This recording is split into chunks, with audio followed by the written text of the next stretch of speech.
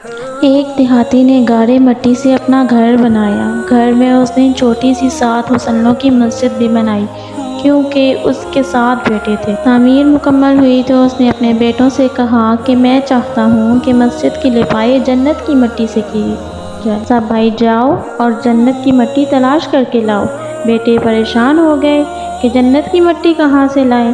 باپ کا حکم تھا اس لیے وہ سب نکل پڑے۔ سب سے چھوٹا بیٹا، 7واں بیٹا، بہت بیمار تھا۔ وہ گھر پر ہی رہا۔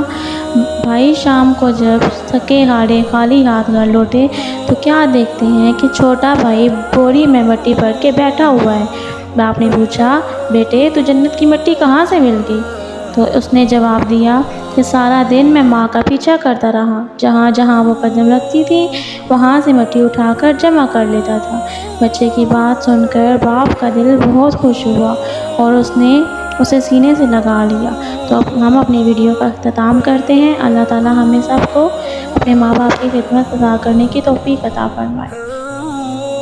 اگر آپ کو آج کی ویڈیو پسند آئی ہے تو میری ویڈیو کو لائک کر دیں اور ہمارے چینل کو سبسکرائب کر دیں۔ اللہ حافظ۔